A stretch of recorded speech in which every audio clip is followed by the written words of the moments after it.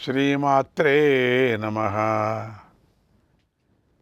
కాత్యాయనీ మహామాయే భవానీ భువనేశ్వరి, సంసారసాగరే మగ్నం మాముద్ధర కృపామయే.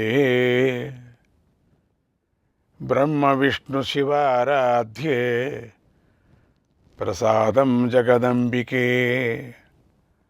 మనోభిలషితం దేవి వరం దేహి నమోస్తుతే.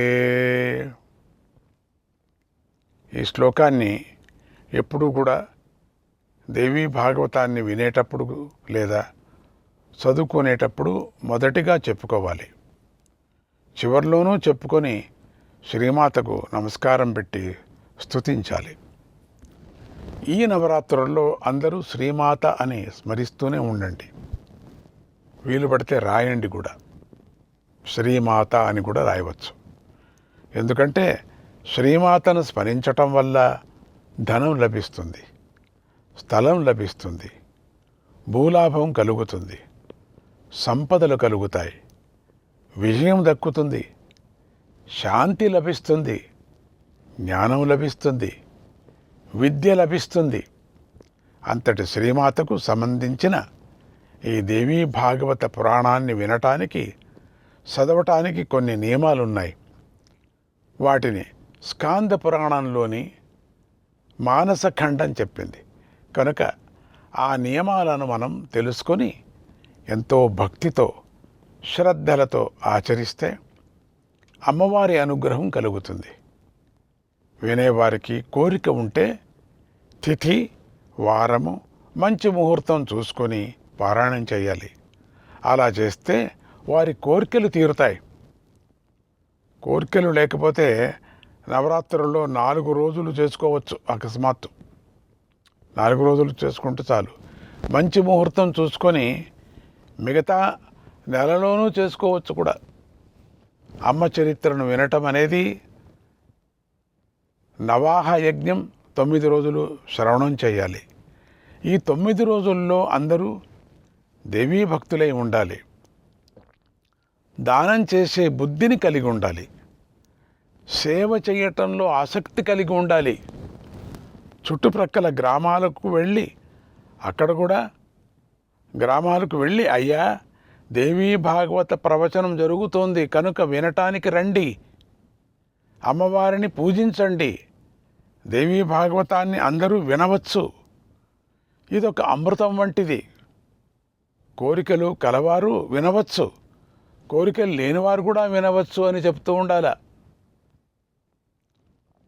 9 రోజులు అమ్మవారికి సంబంధించిన ఆయా సేవల్లో పాల్గొంటూ ప్రవచనం వినటానికి రండి, వీలు లేని వారు మధ్యలో వచ్చి వినవచ్చు అని చెప్పి అందరినీ కుంకుమ పెట్టి ఫలమిచ్చి పిలవాలి అని చెప్పారు. ఇక దేవీ భాగవత ప్రవచనం జరిగే చోట చక్కని వేదిక కట్టి చక్కని అలంకారం చేయాలి. ప్రవచనం చెప్పే వారికి మంచి ఆసనం ఏర్పాటు చేయాలి.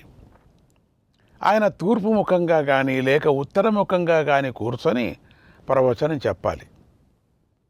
ఆడవారు వేరుగా ఒక ప్రక్క కూర్చోవాలి, మగవారు వేరుగా ఒక పక్క కూర్చోవాలి. ప్రవచనం చేసేవారు దేవీ ఉపాసకులై ఉండాలి. అమ్మవారి కథను వినటానికి ముందు రోజే మగవారు వపనం చేయించుకోవాలి. తర్వాత పురాణం వినటానికి దీక్ష తీసుకోవాలి. స్నానం చేసి నిత్యకర్మలు, పూజలు చేసుకోవాలి. ఈ 9 రోజులు జాగ్రత్తగా ఉండాలి. ఎక్కువగా అమ్మ కథను వినటం మీదే శ్రద్ధ పెట్టాలి. మొదటిగా గణపతిని కీర్తించాలి, పూజించాలి. తర్వాత జగదమ్మను పూజించాలి. తర్వాత గ్రంథాన్ని పూజించాలి. వినటం లేదా చదవటం ప్రారంభించాలి. ప్రారంభంలోనూ చివరిలోనూ మాత్రం మనం ముందుగా చెప్పుకున్న కాత్యాయని మహామాయే ఈ శ్లోకాన్ని చెప్పుకోవాలి. తర్వాత ప్రవచనం చెప్పేవారు వ్యాసుడు కాబట్టి ఆయనకు నమస్కారం పెట్టాలి. సర్వశాస్త్రేతిహాసంజ్ఞ వ్యాసరూప నమోస్తుతే. సర్వశాస్త్రేతిహాసంజ్ఞ వ్యాసరూప నమోస్తుతే. కథా చంద్రోదయేనాంతః తమస్తోభం నిరాకురు.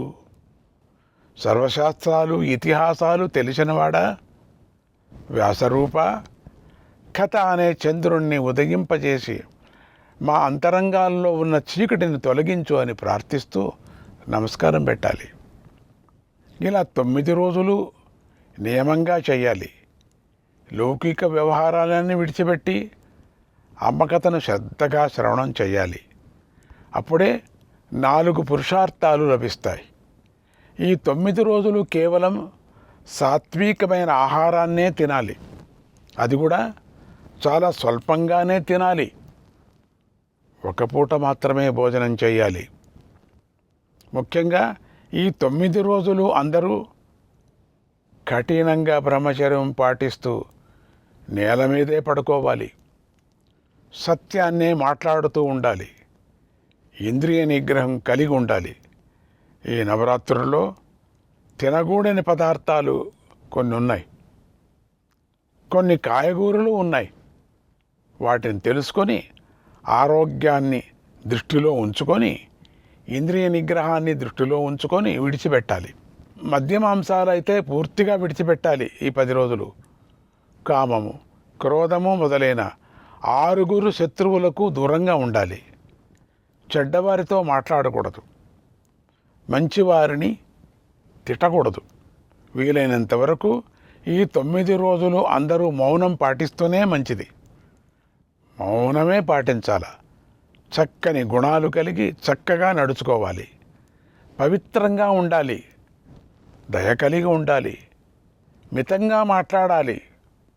రోగులు, ఆర్తులు, భయపడేవారు, ధనం కోరుకునేవారు, పుత్రులు కోరుకునేవారు, పిల్లలు కలగనివారు, పుట్టిన పిల్లలు అనారోగ్యంగా ఉన్నవారు మొదలైన వీరందరూ కూడా ఎంతో శ్రద్ధగా అమ్మ చరిత్రను వినాలి. అప్పుడే వారికి ఫలం లభిస్తుంది. పెళ్లి చేసుకోకుండా అలాగే ఉండిపోయిన వారికి కూడా అమ్మ చరిత్రను వింటే కోరింది దక్కుతుంది. 4 పురుషార్థాలు దక్కుతాయి. ఖండితం వాళ్ళకి దక్కుతుంది. ఈ 9 రోజులు 9 యజ్ఞ దినాలతో సమానము. కనుక ఈ 9 రోజులలో చేసిన దానాలకు, హోమాలకు, జపాలకు అనంత ఫలం లభిస్తుంది. 9 రోజులు అయిపోతుంది కదా. అయిన తర్వాత ఫలాన్ని మనం అమ్మవారికి సమర్పించాలి. కృష్ణార్పణం అమ్మవారికి సమర్పించాలి. అప్పుడే కోరిన కోరిక తీరుతుంది. ఏ కోరిక లేకోకుండా అమ్మతత్వాన్ని విన్నవారికి ముక్తి లభిస్తుంది. కుమారీ పూజకు, బ్రహ్మభోజనానికి, అన్నదానానికి సేవ చేసుకోవాలి. ఈ రోజులలో గాయత్రీ సహస్రనామాన్ని పఠించాలి. చివరిలో సకల దోషాలు పరిహారం కావటం కోసం విష్ణు సహస్రనామాన్ని పఠించాలి. యస్య స్మృత్యాచ నామోఖ్య తపోయజ్ఞ క్రియాదిషు న్యూనం సంపూర్ణతాం యాతి తస్మాద్విష్ణోంచ కీర్తయేత్. విష్ణుమూర్తిని స్మరిస్తే తపస్సులలో, యజ్ఞము మొదలైన వాటిలలో తెలిసి తెలియకుండా చేసిన లోటుపాట్లు, దోషాలు తొలగిపోతాయి. ఆ కార్యం పూర్ణమవుతుంది. దేవీ భాగవతమంతా గాయత్రీదేవియే కనుక చివరి రోజున చండీ హోమము, గాయత్రీ హోమం కూడా చేయాలి. తర్వాత అమ్మ కథ చెప్పిన వారికి యథాశక్తిగా భూమిని ఇవ్వాలి, బంగారాన్ని ఇవ్వాలి, వస్త్రాలు, ఆభరణాలను ఇచ్చి సంతోషపెట్టాలి. గురువు చెబుతున్నప్పుడు ఆయన కన్నా ఎత్తైన మంచి ఆసనంలో కూర్చొని గర్వంగా అమ్మ చరిత్రను వినకూడదు. అమ్మ కథ చెబుతున్న వారికి నమస్కారం పెట్టకుండా వచ్చి కూర్చున్న, పడుకొని విన్న, విఘ్నాలు కలిగించిన, శ్రద్ధగా వినకపోయిన ఘోర పాపం చుట్టుకుంటుంది. అమ్మ కథ చెప్పేవాడిని గౌరవించాలి, పూజించాలి. ఆయన చెబుతున్న అమ్మ చరిత్రను భక్తి శ్రద్ధలతో వినాలి.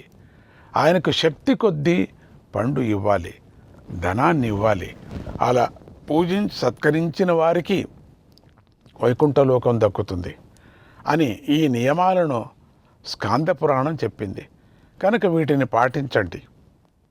మీ అందరికీ దుర్గా పరమేశ్వరి యొక్క కృప కలుగుగాక అని ఆశీర్వదిస్తూ శ్రీమాత్రే నమః.